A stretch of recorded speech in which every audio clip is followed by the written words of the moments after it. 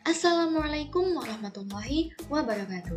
Bertemu lagi dengan kami kelompok 3 yang beranggotakan Faizatun Sagunibala, Ahdan Novel Pratama, Zahra Nurul Ramadhani, dan Nurdiana Rahmatul Faza. Pada kesempatan kali ini kita akan menjelaskan analisis mengenai feature news. Langsung saja ke penjelasannya.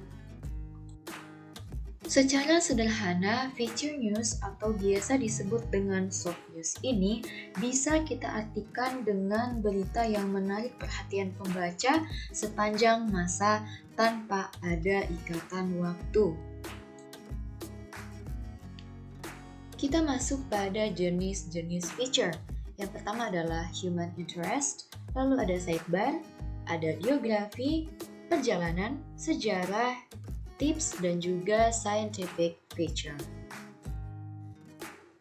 Kita lanjut pada analisis feature news. Berita yang pertama berjudul Solusi TIK mampu membantu menjawab tantangan terkait emisi karbon dan perubahan iklim. Jenis dari berita ini adalah scientific feature karena mengandung informasi mengenai penanganan perubahan iklim dengan teknologi. Judul yang digunakan terlalu panjang dan bertele-tele. Berita ini menggunakan lead pasap karena pada leadnya menjelaskan peristiwa yang mengakibatkan perubahan iklim secara umum. Bahasa yang digunakan dalam lead ini tidak efektif sehingga sulit dipahami oleh pembaca. Secara keseluruhan, pengemasan berita ini kurang menarik karena berita ini cukup panjang. Seharusnya jika ingin menarik pembaca, maka lead dan judul harus dibuat semenarik mungkin agar pembaca tertarik. Berita yang kedua berjudul Inisiatif Global Selamatkan Bumi. Jenis dari berita ini adalah scientific feature karena berita ini bertujuan untuk menginformasikan hal yang bisa dilakukan untuk menjaga lingkungan berdasarkan kajian ilmiah. Judul yang digunakan sudah baik, kalimatnya efektif dan to the point.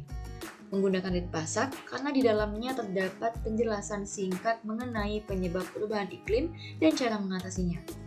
Secara keseluruhan, berita ini menarik dan tidak membuat pembaca sulit memahami isi dari berita ini. Berita yang ketiga berjudul Komitmen Net Zero Company.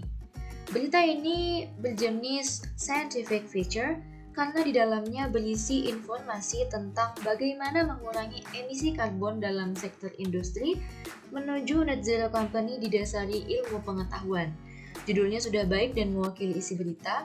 Lead pasap karena mengandung info tentang tujuan dan komitmen Kadin menuju net zero company. Secara keseluruhan cukup menarik dan isi berita mengandung informasi yang lengkap. Berita yang keempat berjudul Industri Sepatu Cibaduyut yang Kian Tersudut. Berita ini berjenis human interest karena berita ini mengandung informasi yang mengundang rasa empati pembaca dengan keadaan industri sepatu Cibaduyut.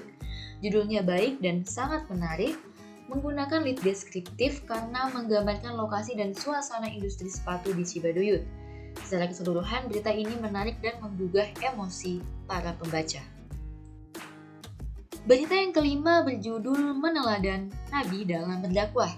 Berita ini berjenis sejarah karena di dalamnya mengandung informasi tentang cara dakwah Nabi Muhammad SAW di masa lampau.